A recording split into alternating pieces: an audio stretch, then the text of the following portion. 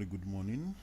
This is Oluyole 98.5 FM on the stables of the Broadcasting Corporation of Oyo State. Welcome you to Conversation, where we bring you stories making the major headlines in the dailies. We do our best to give you top-notch analysis, and in due course, we get to open the phone lines. You also get to join the flow. We share our thoughts, views, and opinions regarding those major headlines as reported by the dailies. And that, in a nutshell, is what we do on Conversation, Mondays to Saturdays, except Sundays. We are here. And, what we're hearing from us are thoughts, views, and opinions, not the corporate views of the Broadcasting Corporation of Oyo State. Once again, wherever you are listening across the world, you are welcome. My name is Tola Teriba. Great is God's faithfulness. New day, new morning, His blessings we shall all see. This is Conversation. We are alive to our responsibility as the fourth estate of the realm. We speak truth to power without minding whose ox is God. All in a bid to make those who govern you accountable to you. We give you top-notch analysis, guided by principles of objectivity and professionalism. We don't have preference for anyone, and we are unbiased in our analysis. Ready to do a wonderful conversation today, a responsibility that we shall not abdicate. And together, we are weathering the storm. We are tough, resolute, so dogged in our determination, yes, to navigate through these hard times and come out victorious. That's the drive, and that's the Nigerian spirit. I am Shion Oyolowo, welcoming you to Conversation. Well, straight to the major headlines this morning, and a very worrisome, sad, should I say, tragic one this morning. And sure, I say, here we go again. Unfortunately, bandits invade Kaduna school. 280 pupils missing, feared abducted. And the reps, as usual, telling the security agencies to ensure the safe return of the pupils. Bandits on Thursday morning stormed Kuriga village of Chikun, local government area of Kaduna State, and kidnapped about 280 primary and secondary school students from government school Kuriga. A resident of the area, Abubakar Kuriga, said the Udom stormed the joint primary and secondary school when the pupils were observing their morning assembly. Kuriga said today, Thursday, at about 8:30 a.m., bandits stormed our village and went straight to our school and abducted over 100 junior and senior secondary school students. He said the bandits circled the school so that no one would escape before they whisked the abducted inside the forest.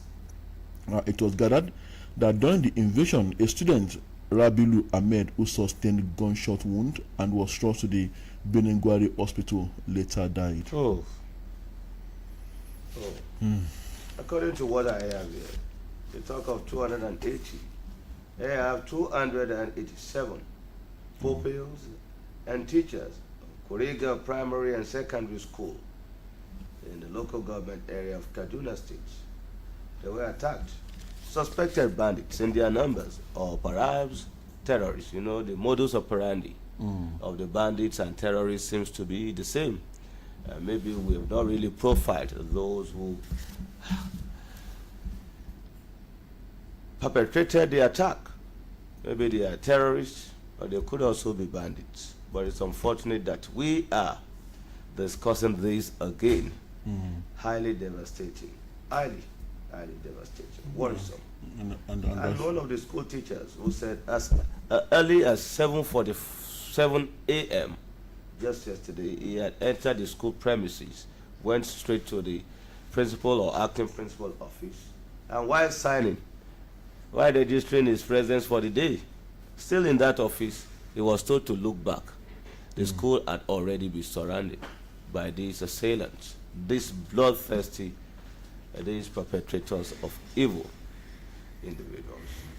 I know the first thing I said was, here we go again, and we're going to be having the usual condemnation from the authorities.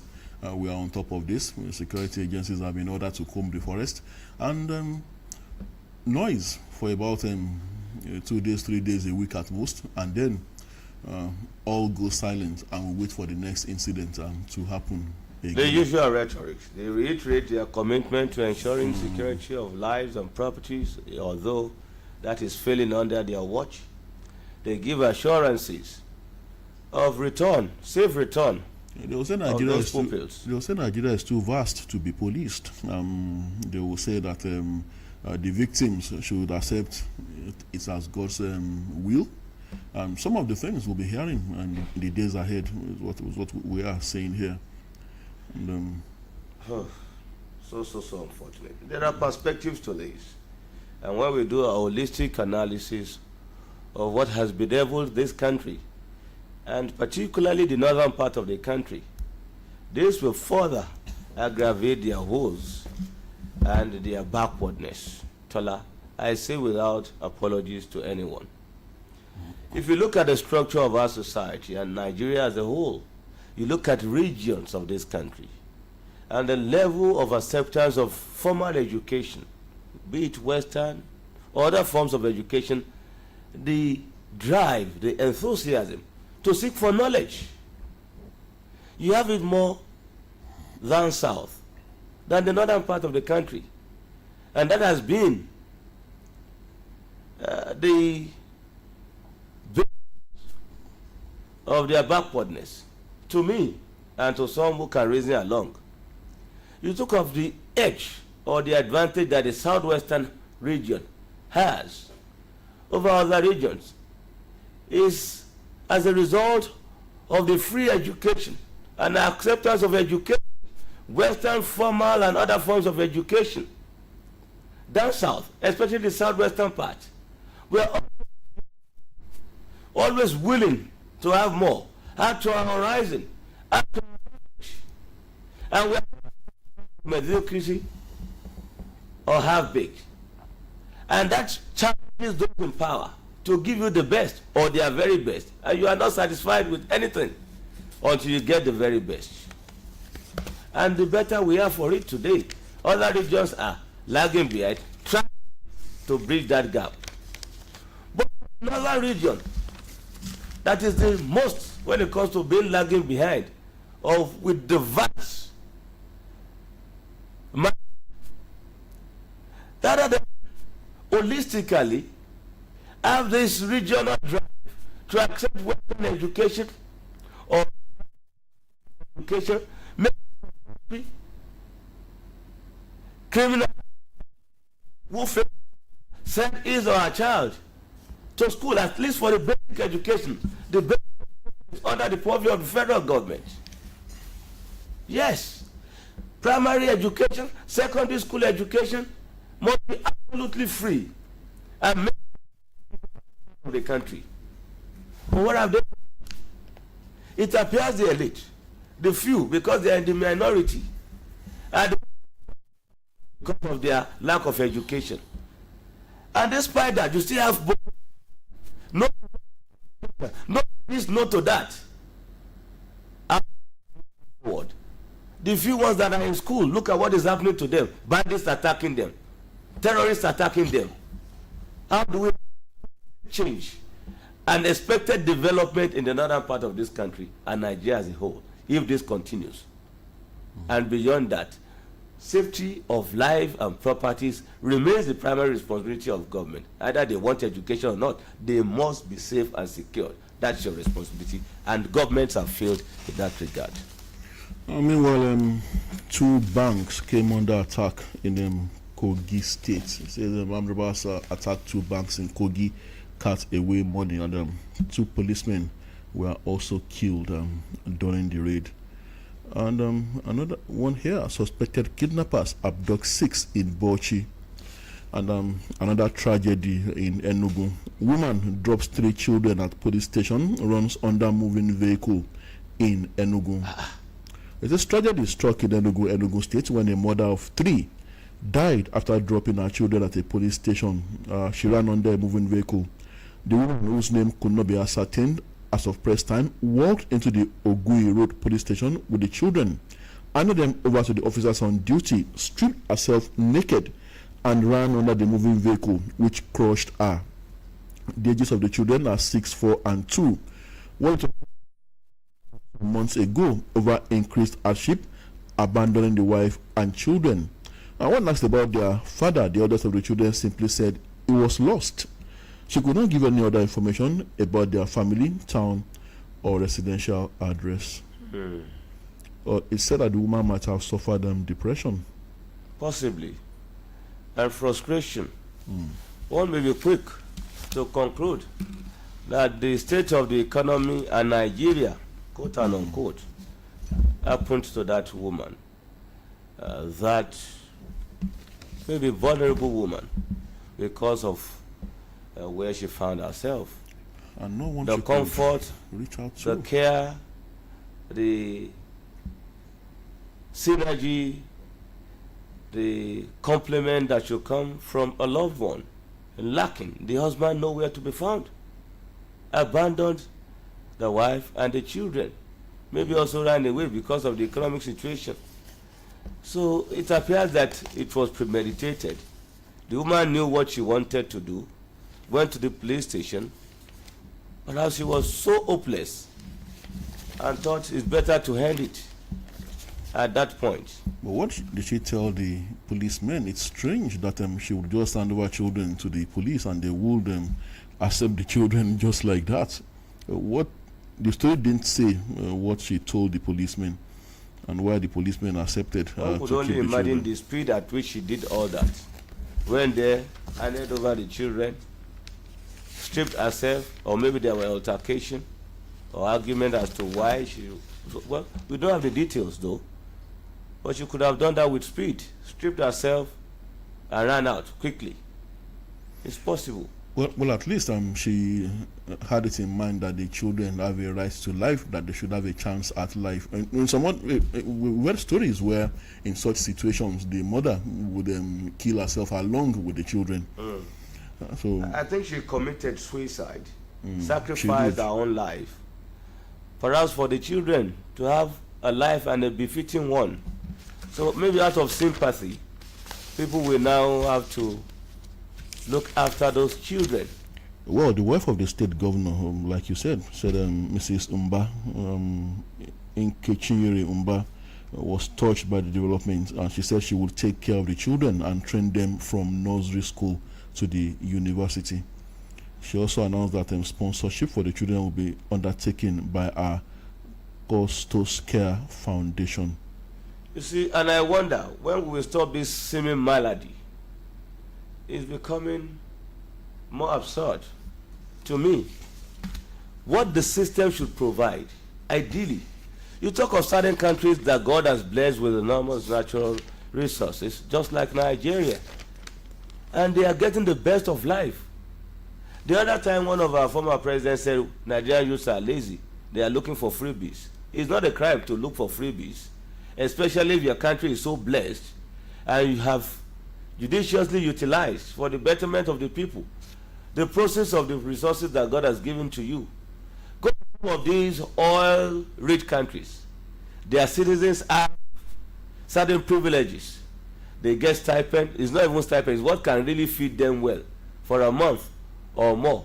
Some of them get vehicles free of charge. They have virtually everything subsidized for them. In fact, if they need accommodation, it is absolutely free too. If you get married, the government will take care of you. If you have more children, the more the merrier, the more income you get, even without doing anything. Because they believe that the wealth that they have must be used on the people. So it's not a crime. But here, what do you have subsidized? Nothing. What is it that the masses are enjoying?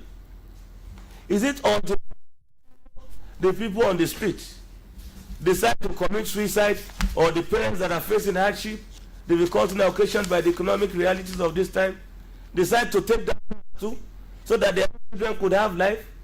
And you now have this isolated sympathy and playing to the gallery sometimes by so-called politicians.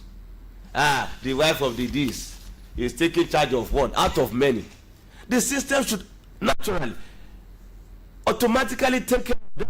Let there be education free, education possible free. Feed the at this point in time, all free food. During the COVID era, go to the right, eat. You go to the food bank, Where? So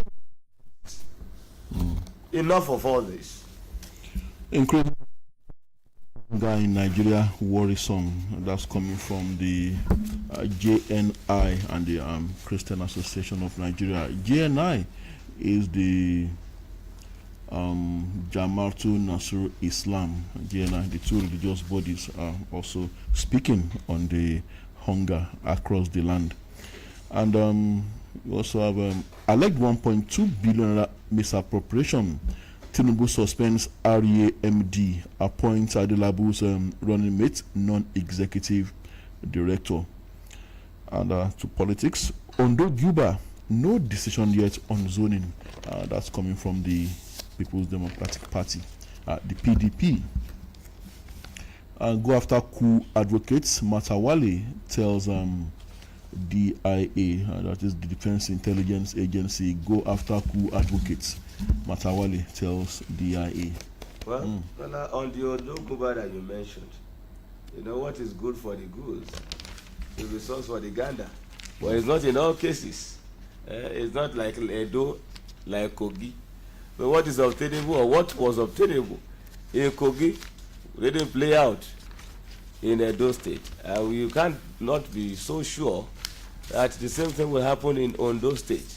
In fact, you have someone in charge now who could likely get the party's nomination. I mean, within the All Progressives Congress. Maybe the zoning arrangement will favor him or not. Time will tell. An update on the new minimum wage. NLC, TUC, OPS differ on appropriate new minimum wage for workers. Now, the Southwest NLC, TUC proposed 794,000 naira. That's for the NLC, and the TUC is proposing 497,000 naira. And NLC FCT proposes 709,000 naira. Southeast NLC, TUC proposed 540,000 naira, 447,000 naira. South NLC, TUC proposes 850,000, 450,000. Well, different figures, different strokes. Let's have this commercial break. We'll be back. Hello, property owners in Oyo State. Have you heard about OYPRS app? You need it. Download OYPRS app right away. It simply means Oyo State Property Reference System. OYPRS app helps you to retrieve your property identification number on the go. This means you will be able to pay your land use charges and other property related bills seamlessly. Go to Play Store or Apple Store on your mobile device. Download and install OYPRS app. Sign up with your preferred email, phone number and password. Please turn on your location for easy access. After that, log in with your email and password and follow the easy process. With this, you will be able to get your property details without any difficulty. It's a smart property identification service brought to you by Ministry of Lands, Housing and Urban Development, Oyo State. For more information, log on to www.oyprs.ng or call 0700 696 52637.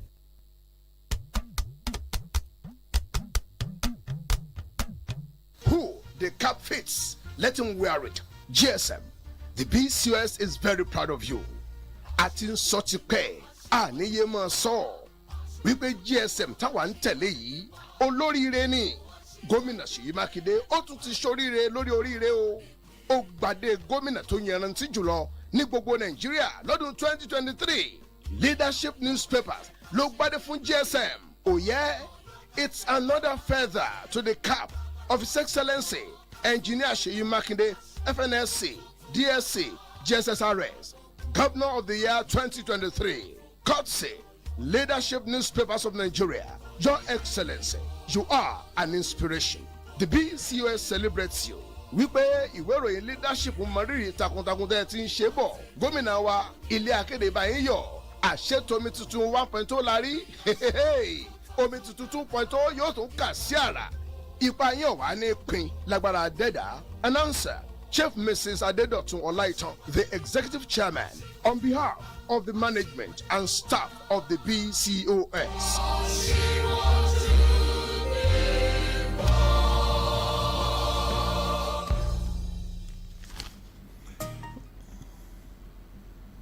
right, to Abak, and the program is still conversation. I should have anything to say about the disparity in figures being proposed by the NLC and CUC across the country. If you ask me, now who are going? They are the ones demanding for, and you know, one way or the other, we subscribe to either of the two unions. And so how will you say what your other body is doing, is this, is that?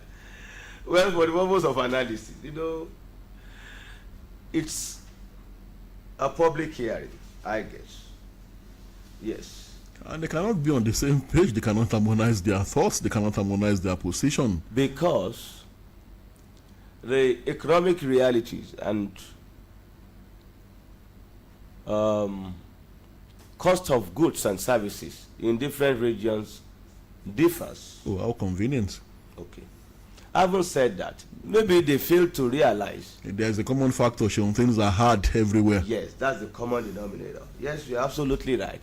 And maybe they realize that despite the diversity and variation in terms of, okay, what you get, what you buy, and the prices here and there in different parts of this country, you cannot have 2 laws or 3 laws as minimum wage. If it's minimum wage, it must be a specific figure, and it is legal and binding. You cannot have minimum wage for Lagos State and another one for Borno State. When it's signed by the president, when you've done talks and back and forth, and you reach a resolution, it becomes a law that is binding. Or some of the states have not been adhering to that law or fulfilling that law. If you go to some states, what is the minimum wage now? 30,000 naira. Some are not even paying up to 30,000 naira as minimum to their worker. And you talk of the consequential adjustment. Ideally, there should be percentage of increase as level increases, as grades increases. So they take out with that too. And you see the differential is nothing to write home about. Insignificant as the level goes up. So that is the situation. But you cannot have one minimum wage. There was a time it was 18,000 naira or so, with 19,000 or so. It came to 30,000 naira. You must have a specific figure. So when you now have different regions of TUC, NLC proposing this, proposing that, and so we will tell you that what they are proposing is just being over ambitious. It's just a wishful thinking. Yes, things are hard, but you should also look at the proportion of what government is getting, and look at the reality and the earnings of government and the capacity to fulfill some of the things we are advocating for. You know, Sean, I think they are doing exactly what the government wants them to do, not to speak with one voice and then to sound very unrealistic. I think that's exactly. And in the process, gives government. They have these delayed tactics that they are adopting in a subtle way, indirectly. So at least you can give them more strength by delays and not having, concrete resolution. Put your own house in order. Come with a specific figure. Let the negotiation start. Let it start in earnest so that within weeks or days we have it ratified, and you know your position, you know what you are, you know the people you are dealing with, and we won't lump the blame on you that you are the ones not ready. Are you satisfied with the way that is flat rate? Even that 35,000. Is that the way to go? Another commercial timeout and we'll be back. Nurse, mo máa rí ìpè yín láìpẹ́ yìí. Ṣé àlàáfíà ni ayọ̀ wà? Níṣe ni olùkọ́ Ayọ̀ ní kó máa lọ sílé ìwòsàn ní gbogbo ìgbà nítorí ikọ́ rẹ̀ tí ò dáwọ́ dúró rárá. Pẹ̀lẹ́ Ayọ̀, òótọ́ mà ní. Níṣe ni ara ẹ̀ ń gbóná pàápàá, ṣùgbọ́n a ti fún ní oògùn ikọ́ bíi ìgò 2 lò báyìí. Tí ikọ́ bá kọ̀ tí ò lọ, ó lè jẹ́ atọ́nà fún àìsàn mìíràn náà, bíi ikọ́ ife. Nurse, tí ọmọ ọdún 7 lè kó àìsàn ikọ́ ife ni. Bẹ́ẹ̀ ni Ọ̀gbẹ́ni Babátúndé, mo rí ọ̀kan lára àwọn akẹ́kọ̀ọ́ wa pàápàá náà lọ́sẹ̀ tó kọjá tó ní àwọn àmì ara irú eléyìí náà. Ẹ ṣe àyẹ̀wò kẹ́ lè mọ̀ dájú.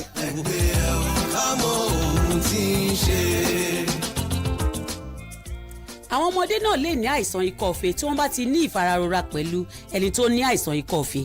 ọ̀fẹ́ ni àyẹ̀wò àti ìtọ́jú àìsàn ikọ́ fèé. ẹ pe nọ́mbà yìí 3340 tàbí *3340# fún àlàyé lẹ́kùnrẹ́rẹ́. ìkéde yìí wá láti ọ̀dọ̀ àjọ tó ń bójútó ìlera ti ìjọba àpapọ̀ pẹ̀lú àtìlẹ́yìn àwọn èèyàn ilẹ̀ Amẹ́ríkà.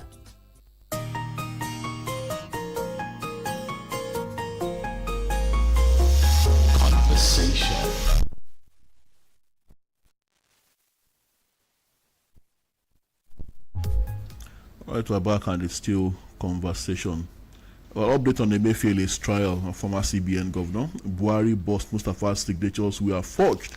Forensic analyst tells court. That's regarding the money, I think over $6 million or thereabout, that was said to have been paid to foreign election observers.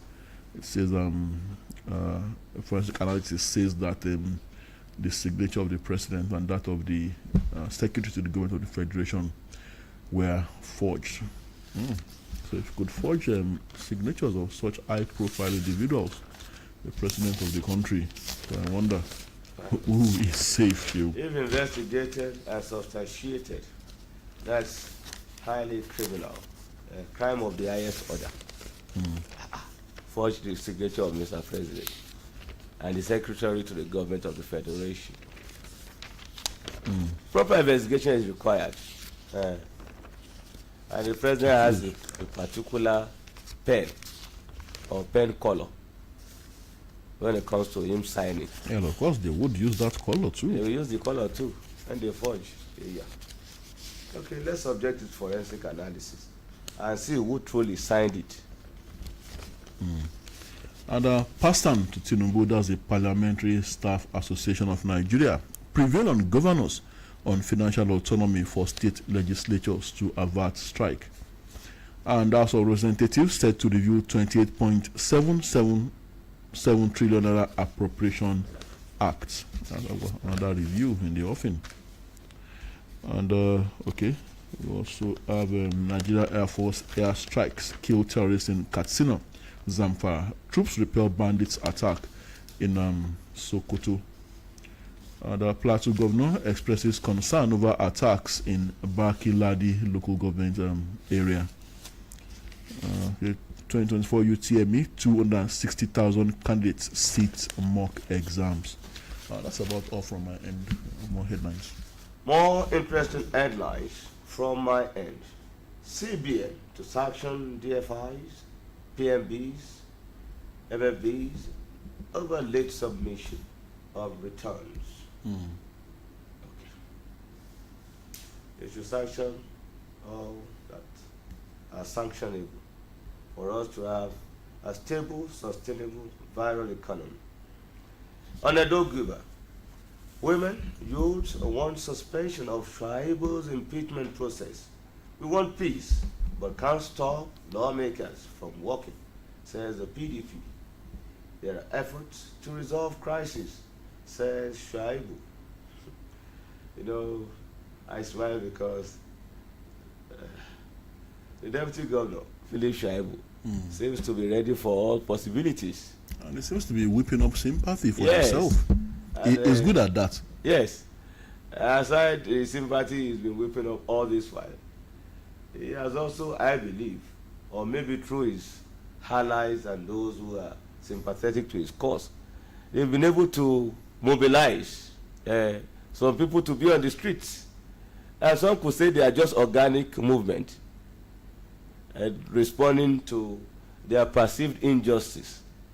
They suspect the power that be in the state intends to inflict on their own, the deputy governor. So they were on the streets, and you saw the street protests and the advocacy for him to be given that freedom and should not be witch-hunted. So I think he's using the carrot and stick approach. So you cause some rough fight and go through the back door again to mobilize the stakeholders to also beg on your behalf or settle the issue amicably. And I think that's a good strategy somehow. We wait and see how event unfolds on that too. You left me with enormous shoes to fill. Wigwe's daughter says, Herbert Wigwe's death loss to Africa, says former Vice President Oshibajo. Elegy, outpour of tributes, encomium to the late Herbert Wigwe and others who departed as a result of the ill-fated flight that crashed in the United States. It's sad and unfortunate. Outpour of emotion. Some could just hold back their emotion. The former emir of Kano, His Highness Lamido, Sanusi Lamido, was profusely weeping when he made his remark. And you could see the humanity as revealed by those who paid tribute. The humanity in the late Herbert Wigwe was openly revealed. May his soul and the souls of other departed rest in peace. Amen. Reps to review 2024 budget. Demand assessment of current exchange rate. And on the minimum wage, as you rightly said, NLC TUC splits want different pay in zones. NLC TUC public sector proposal ranges from 120,000 to 850,000 naira. South workers propose 850,000 naira. As government or as governors stay away. They say governors stay. The governors should have been part of the public hearing. Well, I guess some of them don't want to be booed, and then so maybe. So for the south, things the terrain is a bit difficult. You have, water, whatever. So the terrain not too.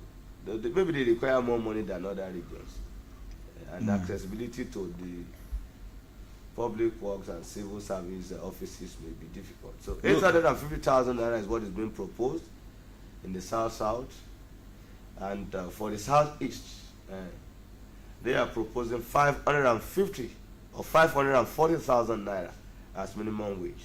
And TUC in that region wants 447,000 naira. For the northwest, NSC is proposing 485,000 naira. Again, the governors in that region, the northwest, they shunned that pally. They didn't bother to go. Wage increase, unsustainable without adjustment in national economy. This is coming from the southwest governors. So in the southwest, the governors are at least showing you their likely position and what will make things work. So what are they doing to adjust the economy? That I don't know. They did not tell us. But as they are working, some in public view, and some is still work in progress or in the pipeline. Well, for the south, they have oil, but then the oil has been more of a curse than a blessing, hasn't it? It has been more of a cause than blessing, occasioned by the misapplication of the proceeds that come from the oil that they have in abundance. They have the derivation fund, 13%. They have the NDDC, Niger Delta Development Commission. They even have states intervention. So they have everything that should make that region work. Paradise. Yes. But due to government failure, leadership failure, they are where they are now. And they want 850,000 naira as minimum wage. So and the north that is seems to be deprived of almost everything is not asking for that much. Actually, I hear this. Could this just be mere rhetoric or mere expression of words not really backed with any concrete commitment? Governors Eno, that's of Akwa Ibom State, I believe. Governor Eno, and Diri of Bayelsa State, Doye Diri, promised to implement outcome of hearings, not outcome of the tripartite agreement or outcome of government resolution. Could it just be a political statement? And the outcome of the hearing is 850,000 naira. Is that not so? Is that not what is being proposed? Look at it again. Maybe you didn't see well. Governors Eno Diri promised to implement outcome of hearings. Oh. But they pluralized the hearing. So it's hearings. So maybe there will still be. Okay, they will still sift the. Before they come to a conclusion. Okay. Okay. Let's see what unfolds in that area. Bandits invade Kaduna School, kidnap over 200 pupils and teachers. That is unfortunate. And we have this picture illustration of our president, President Bola Tinubu, during investiture of President Tinubu as a grand patron of the science by the Nigerian Academy of Science. This was done at the presidential villa in Abuja. Let's open the phone line. We shall give more headlines in between. 080-5500-9850. 080-5500-9850. That's the number to call. Our first caller is here. Hello, good morning to you. Hello? We'll ask that call 0805-500-9850. 0805-500-9850. That's the number to call to be part of conversation this morning. Hello, good morning. Hello, good morning. Good morning. Good to have you, Mr. Angwerem. President, sorry. It's unbelievable. How can President see us for forge? They're not telling the truth. Nothing can happen in Nigeria. So corruption. About bandits again. The efforts are telling that the tax again and yes. See, the bandits is going on. My end. About what is? Can say the evil like instead of like demon. Father. They can't say 50,000. They mentioned 5,000. It's a joke. Thank you very much. Thank you, Mr. Angwerem. 0805-500-9850. Hello, good morning to you. Good morning, Mr. Santi. Good morning. This is Comrade Joseph. Good to have you, comrade. In fact, it's a very funny thing to me for the NSC to be different as per region. See, me, I work in a food and beverage sector, and what we do is either your company is in the east, or in the west, or in the south, or in the north. Nothing concerned that then this is what we want as at this year. And that's the percentage we've been negotiated with all management represented. At the end of the day, we'll agree at a very reasonable percentage that will keep our companies going and keep our workers' job intact. That's all we do. So as it comes to Ajaero now, leading the whole NSC in Nigeria as part, different different decisions at different regions is very, very funny. That means Ajaero is not capable to lead the NSC. Then secondly, abduction in Kaduna. In fact, the government needs to do a thorough job on this particular. There are some people using this thing, doing it as a business. That's the way I can say it. If not, how could 200 plus students be taken away? They were claiming they were taken to the forest. Does the forest start from the secondary school? Whereby there's no, they just go straight into the forest without anybody seeing them, no intelligence to the army or to the DSS or to anybody. That's very, very funny. That's very funny. Because the government must be serious with the insecurity of life and citizens and properties of the citizens of this country. Thank you very much. Yeah, thank you. And key points, Comrade Joshua has raised there. 280 students taken through the village and then all the way into the forest. And no one perhaps saw them, no one perhaps was able to raise any alarm or put up any resistance. And again, this also lends credence to the fact that these people have very powerful sponsors or sponsors with deep pockets. 280 children, they will have to be fed. Some of them will fall sick, they will need medication while they are in the forest, in the abductors' den. So who is bankrolling their feeding? Who will be bankrolling their medication? So that's to tell you that this thing goes much deeper than we think. The school numerical strength is over 500. More than 700 pupils, yes, were almost available when that attack occurred. And virtually all of them were ushered into the forest and waiting buses, according to report. A coordinated attack, no intelligence to the plan, nothing. So no security presence. In fact, the teacher said, he ran back after escaping and no security was on site. He had to talk to the local vigilante who ran after the bandits. But they have more sophisticated weapons. And the vigilantes couldn't do anything. Hello, good morning. Hello, Mr. Tola, Mr. Kion. Good morning, sir. Good morning. John calling from Ilorin. Good to have you, sir. Very sad news. The Kaduna kidnapping. I don't want to be calling the terrorist party. What do they do? What do both of them do? They kill, they destroy. So there is no need of differentiating it. I remember when Awolowo was spending close to half of Western region budget on education. A certain northern leader, I will not mention his name, called Awolowo a madman systematically. He said, how can someone in his region be spending half of his budget on Western education? That is crazy. That is how he put it. Now who is crazy? Look, Kaduna used to be like one of the southwest states then. In those days when Kaduna refinery was functioning, Kaduna is a PM activities.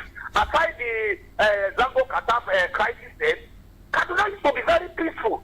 It's one of the states that did not practice the Mohammedan law strictly. It's a place the people will go from southwest, southeast, everybody enjoy Kaduna. I don't know what has become Kaduna now. Now, I think the government should do everything within its means and tell this governor to return power to local government so that local government will have enough funds to protect their community in their local government, to protect the facilities and government or non-government facilities in their area. You don't continue to hijack local government funds, then you give them stipends.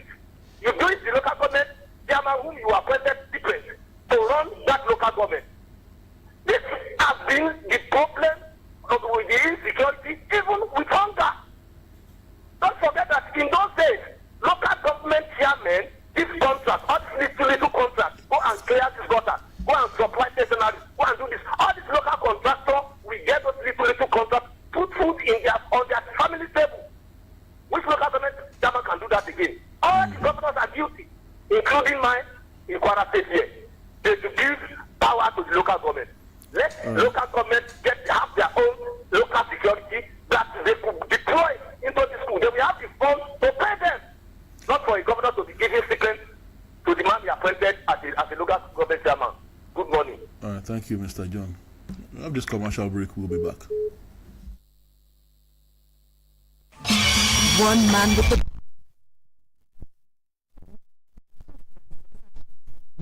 power comes at a cost. Oyo has been beset by the Akalabre.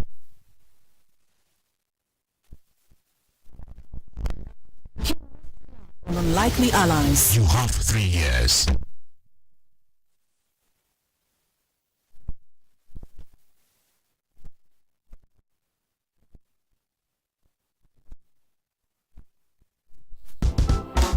Madam Naja, why is time for your sweariness for your face like this? Oga landlord, na mama Ruth I dey wait for so. we suppose rush go back health center. For wetin? Oga landlord, roof don get diphtheria o. How e take happen? Shebi if you dey go immunize am now. Since I born Ruth, she never collect any immunization. You say? Hi, Madam Naija, shey she be your friend, you no tell am. Shebi you dey here when my sister Joy born, and na every time im dey carry im pikin go collect immunization as e suppose. Joy follow collect im COVID vaccine that time. Ha! Mama Ruth, na the health of our pikin dem we dey talk for here so. For them not to collect this immunization at all as e suppose be, dey put their health for danger. You no go follow who no road. If your pikin dem miss to collect any immunization, carry dem go any health center to complete am. Make papa and mama dem use that chance collect dem COVID vaccine too. Call 7722 for more information.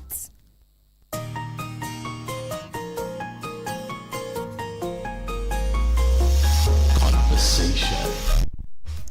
All right, we're back on the still conversation, and we're still taking phone calls. Hello, good morning. Hello, good morning. Hello. Hello. Do well to call us back. 805-500-9850 is the number to call. Hello, good morning to you. Hello, good morning. Good morning. I'm Dikroni from Shaki. Good to have you, sir. Yeah, good morning. The man from Kuala have said it all. If you refuse to do things the way supposed to be done, these are the problems we have year in, year out.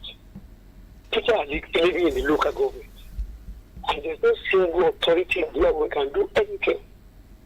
I don't know where our governor got all this power, and we are watching them.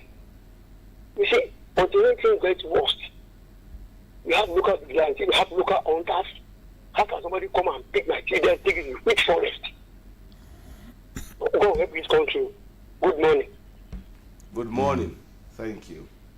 You see, Tola, I think the government has been so lackadaisical, in the attempt to provide adequate security for Nigerians to protect our lives and our properties. They make things look or appear so difficult to implement. I think securing us is Herculean tax or unachievable. Let's borrow them sense if they don't have or they are defiant of what to do. It's high time we start embracing technology in our security system. Hello, good morning. Hello, good morning. Hello. Hello. We lost that call. 0805-500-9850. Wherever you have people gathered in their numbers, government institutions, you can have CCTV cameras remotely connected to police stations. The ideal. Yes. You don't even need to have the security guards there. At least you know what is happening within those vicinities. And you promptly swing to action when the need arises. Hello, good morning. I'm sorry, John, calling back. Okay. You made a point, Mr. Theo, that some African country and some country who has oil, they give their citizens who are not even working, depend, not just depend, they give them good money to survive. I remember Baba Obasanjo once asked Gaddafi, why do you pay the unemployed youth? And Gaddafi replied him that not that there is no job. Some Libyans are very lazy. That you look beyond that laziness. You have to pay them from the oil proceeds because they will come for you one day if you abandon them.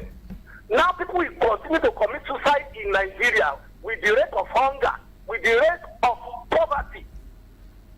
Go to Algeria, up to date, they still pay. Madaluru. That is how Obasanjo used to put it. Madaluru. Gaddafi used to pay it. What are we doing to our citizens? People are hungry. I don't know if you have witnessed it because I returned from hospital now. Where I live here in DRA, you will open your gate in the morning to drive out. You will see women and children. Stand there from 6 o'clock in the morning. Not going